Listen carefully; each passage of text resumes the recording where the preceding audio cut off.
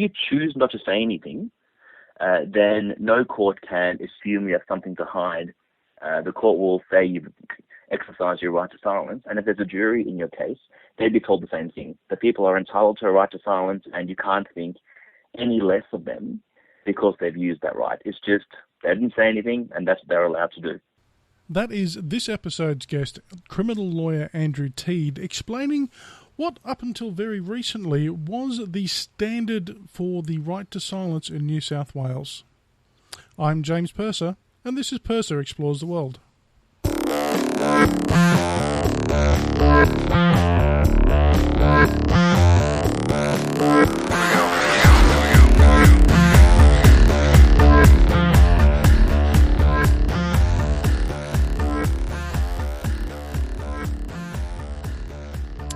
First off, let me apologise for the delay in getting this episode out.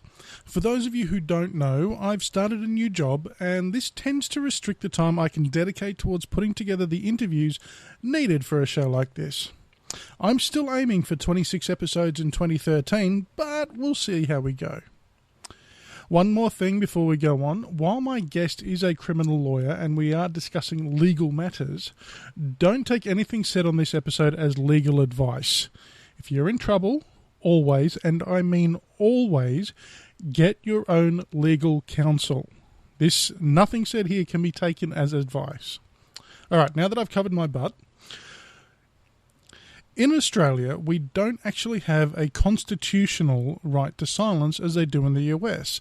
You know, that famous Fifth Amendment, which is also the amendment which means that you don't actually have to incriminate yourself in court. What we have is what's called a common law right. That is, that it's something that has been acknowledged in case law or precedent and legislated for, but that's about it. And as such, it tends to be at the mercy of the political winds. Last week, one such wind blew through the state of New South Wales, when the government, with the help of the Christian Democrats and the Shooters and Fishers Party, passed amendments to the Evidence Act that would, in certain circumstances, introduce possible penalties for those who decided to exercise their right to keep stum.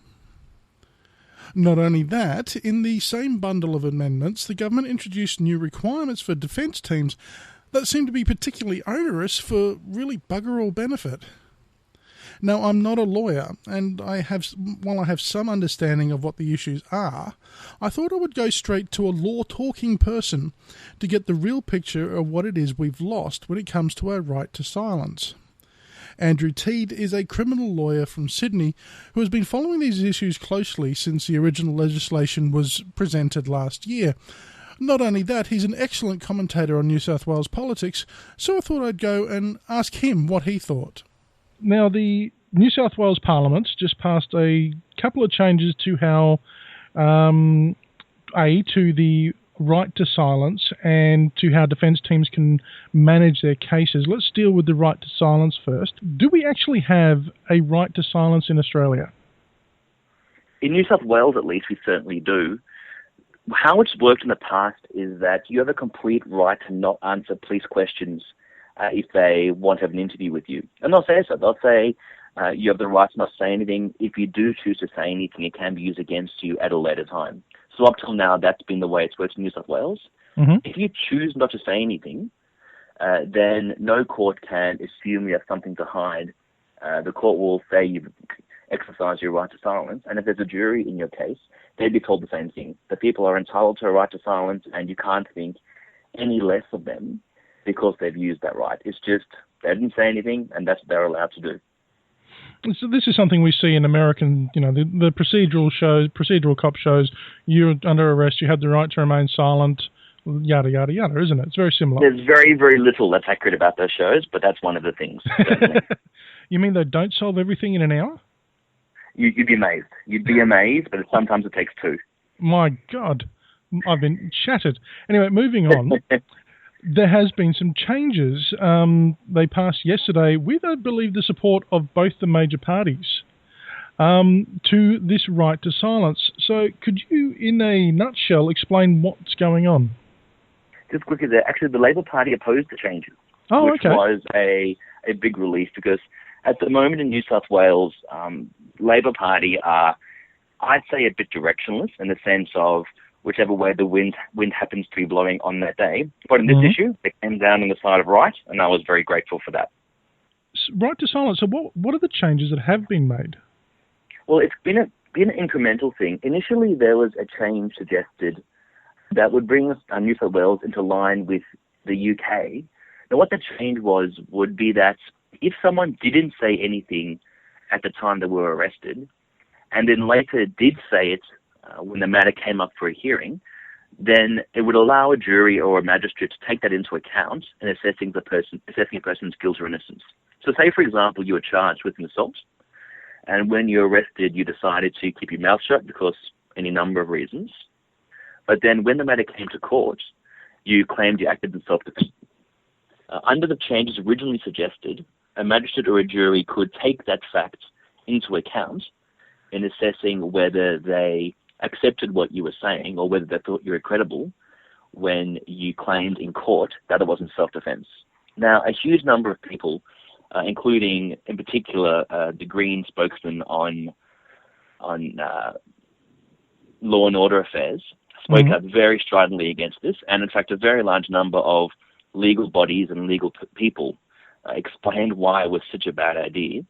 And it goes beyond things like, our tradition and access. It really does put people who are charged with crimes in a really difficult position. To see whether they would give an interview, if that was the law, is a really difficult and complicated one that's not helped by the fact that when you're arrested, police have all the information and you have none of it. The end of the story is that under the previous proposal, it would have been incredibly difficult for a person to know what the wrong thing to do was. Moreover, the fact that police could then warn that if you don't speak, it could be used against you at a later time, it would only put even more pressure on people to give interviews. The problem with that is that whether you're innocent or guilty, if you interview, it greatly increases the chance of police succeeding in execution. There's a lot of reasons for that, and it's quite a complicated issue because it goes towards how trials and hearings are run. But as a general rule, giving an interview is always against your interests and will always help the police. Now, if you are a defendant, guilty or innocent, giving an interview is a bit easier. Anyway, so that was the original plan. It was pretty roundly condemned by just about everyone, although you might be unsurprised that it was a switching idea. Really questioned. Anyway, that happened all last year. Then the last, I think it was, there was the actual introduced, and the change that was made was that the warning would now have to be given in the presence of a lawyer. Now, that's a change on one hand, because it does mean any person who was faced with that decision would have had advice first. And that brings them more into line with the way the issue works in the UK. Because in the UK, legal aid is funded to the extent where they can afford to have on duty at every police station 24/7. Legal aid in New South Wales is horrendously funded and could never possibly afford service. So on the face of the idea is a good thing. And it means that, as a matter of practice, any criminal lawyer is not going to be caught dead within 50 meters of a police station to ensure that there's no way any such warning could be given. The problem is that this is going to catch out everyone who has a lawyer who doesn't really understand the rules. So anyone who just calls the guy who helped them sell their house or calls the guy who gave them advice about their when they hurt their back at work and gets that lawyer down to the station, those are the people who will be hurt by this. The other big problem is that giving an interview typically hurts people the most when they're not actually guilty of anything, because people who aren't guilty of anything usually think they can talk their way out of the situation, which is unfortunately always false. And they're the ones most likely to give this long, convoluted explanation and in some way hurt the chances of succeeding in the charge. So that's kind of the quick rundown of what's gone on in the last few days.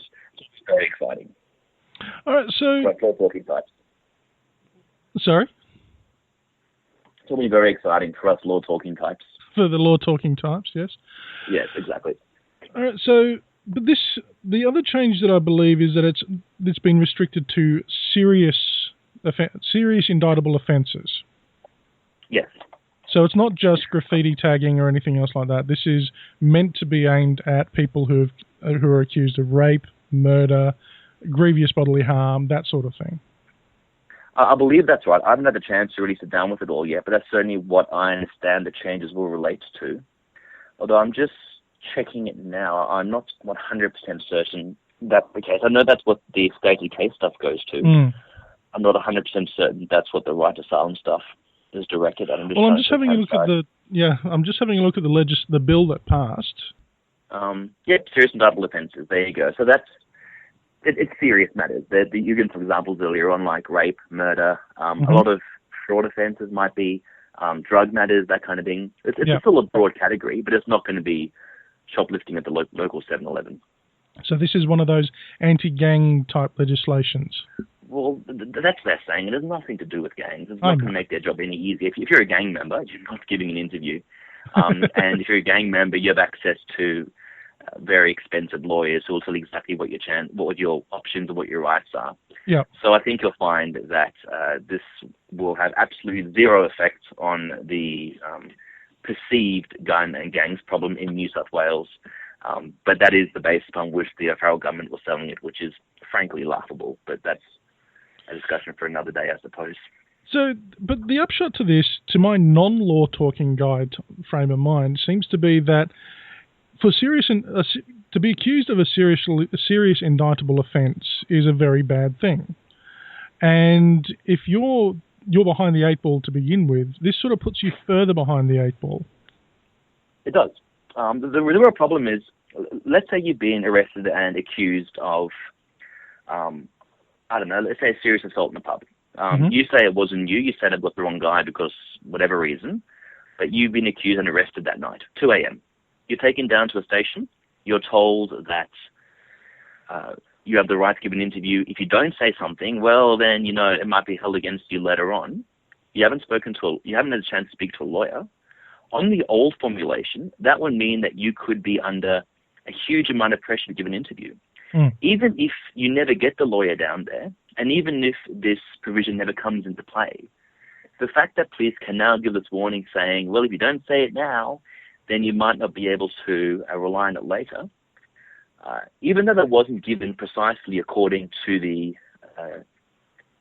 legislation, meaning that the jury couldn't be given the direction, I think you'll find it will result in people being even more eager to give an interview, which of course is fantastic for police because it means they can then get the full story from you, nail you to a version, and then suggest anything you say later is something you've made up recently. So even when the legislation doesn't specifically to your case, it still does give police another tool to try and, I should retrieve this carefully, harass, cajole, suggest, encourage you into giving an interview. And that's the real concern because people don't typically know that giving an interview is not a good thing to do and it's not going to help you stay out of trouble. If you're arrested in a station, police are going to charge you and you're not going to talk your way out of it.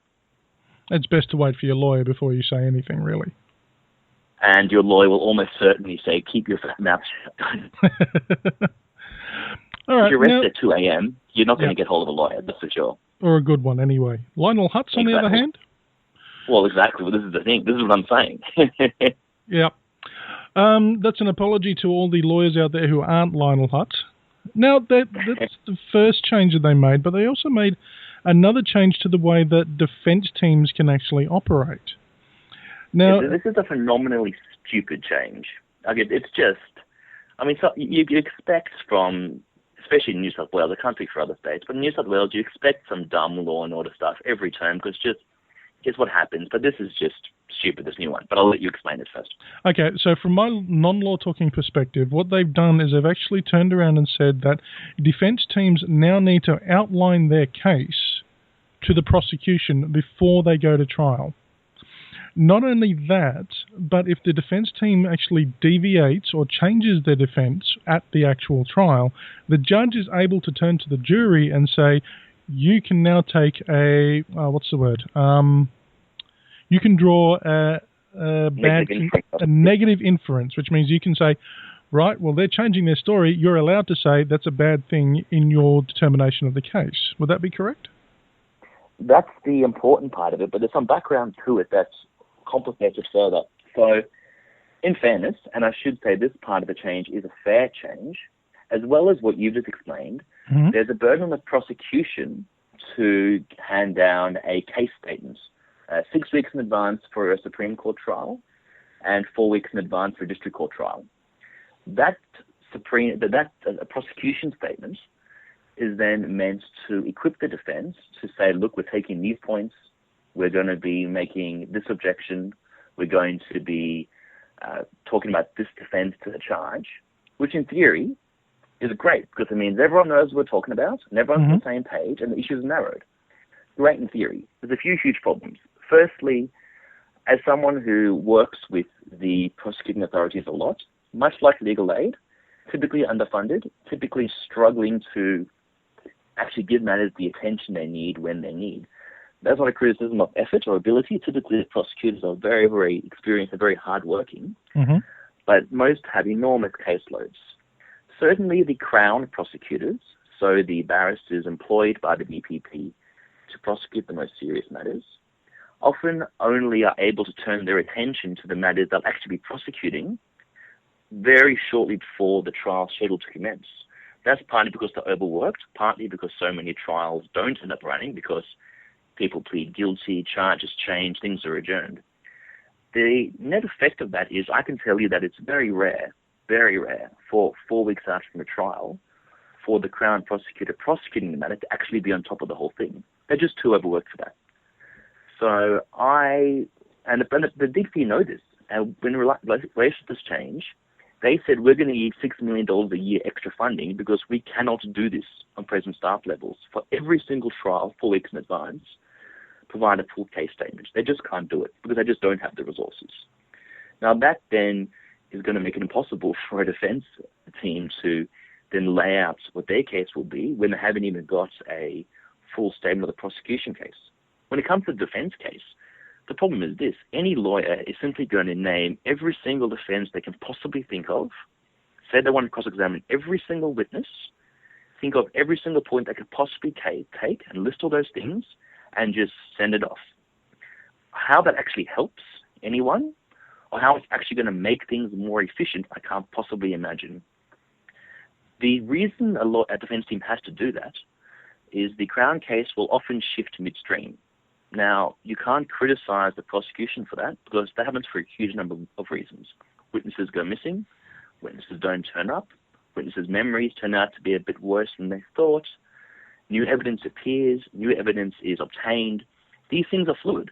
That's unfortunate for defense lawyers who are trying to keep up, but that's just the way it goes. Witnesses don't always come up to muster. Witnesses don't always remember what they said they remember, and witnesses don't turn up. The Crown has to be nimble sometimes to try and keep up. As I said, that's not their fault, but it does mean that then to expect the defense to nail their colours to the mast weeks in advance when things can be so fluid is a bit shambolic, unfortunately.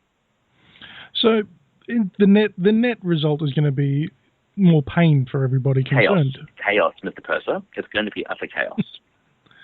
It's not going to work, and no one thinks it's a good idea besides police. Well, there was a story that I saw this week where there was a consultation process, quite properly, about the matter.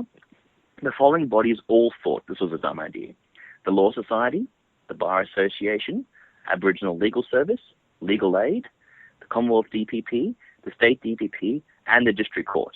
That's everyone, except for 2 Supreme Court judges who, for some reason, had their own view and they're entitled to that. But everyone else said it's a bad idea. And yet, here we are. We have it now. Isn't that great? So the Commonwealth DPP, who aren't actually going to be bound by these laws, as far as I know, because no, that they should be. I'm just checking. Will these affect federal cases tried in New South Wales? I don't think it will. Without having, as I said, had a chance to consider it in detail, I don't think it will. Certainly the state DPP will be. Well, you hope so. Pretty bad option. That's for sure. So the people running the actual prosecutional services, the guys who are in the courts every day running these cases, have turned around to the government and said, "Really, this is what you're doing?" Yeah. I mean, I haven't got to read their precise submission, but according to news reports I've read, every single one of those bodies I named either said it was a bad idea or at the very least didn't think it was a good idea, so weren't in favour of the changes. But I haven't been able to access all those submissions yet and consider them all in detail. But certainly the suggestions are absolutely no favour of anyone. So you can make about what you will. All right. Well, thank you very much, Andrew, for taking us through that. I think that's okay. There has been a lot. I mean, there's been a lot of media about this. There's been a lot of anger about this, but I don't think people quite understood exactly what had happened. We'd seen a lot of media about the right to silence is gone and yada yada yada, but that helps put it more into perspective. We have lost something. We have definitely lost something when it comes to the right to silence, but it is for serious criminal indictment sort of thing. So it's an incremental loss. I'm not saying, and it's only when the warning is given in front of a lawyer, yes, which narrows and diffuses the issue further, unfortunately. So this has been watered down from the original suggestion, the original legislation, but. Right. As with all these things, the thing you have to watch out for is creeping, as we say in the software industry, feature creep. Yes, exactly. That's exactly right. So, and it's good to actually nail down the defence mechanism changes and the changes to those procedures, because I don't think people quite understand how it all works and the sort of pressures. I think people haven't been in the system will have any idea just how unrealistic the demands are that this places on both sides. Which explains why the DPP said what they did, had the view they did. And I think they're quite right. I'll be including the links to his blog post from last year, which dealt with the much more draconian original legislation, as well as a link to the episode of Something Wonky presented by Dave Gorkroger and Jeremy Sear that also deals with this issue. Andrew had posted something called a Stuck in My Craw, which is a regular segment on Something Wonky. And Jeremy, being a lawyer himself, presents his opinions on both the right to silence issue and the new requirements for the defence teams. They are very good listening. And in fact, Something Wonky is good listening all around. I think something that does need to be highlighted in this whole issue is the fact that out of all the players in the criminal system, not one body of lawyers wanted these changes. Not legal aid, not defence lawyers, and not even the Department of Public Prosecutors, federal or state. None of them thought that the changes would make the system fairer or more efficient. None of them thought that the changes would bring any real benefit to victims of crime or the families of victims of crime. When you take into account the changes to freedom of association that the O'Farrell government introduced last year, which now potentially makes it a crime to email someone with a criminal history, this seems to be a pattern of changes to the system that, while making certain news publications very happy and appearing to get tough on crime, has actually provided very little benefits, or in fact introduced a whole range of new problems. So, okay, that's it for another episode of Purser Explores the World. If you want to talk about the issues brought up on this episode, then you can do so on our Facebook page. That's facebook.com/angrybeanie, via Twitter @angrybeanie, or on Google+, where it's probably just best to search for Angry Beanie. Don't forget, if you want to support the shows we make at Angry Beanie, you can subscribe via PayPal on the Angry Beanie site. We have 3 levels, $2.50, $5 and $10 a month. Or you could purchase some Angry Beanie merchandise via our Cafe Press site, which you can browse from angrybeanie.com. Till next time.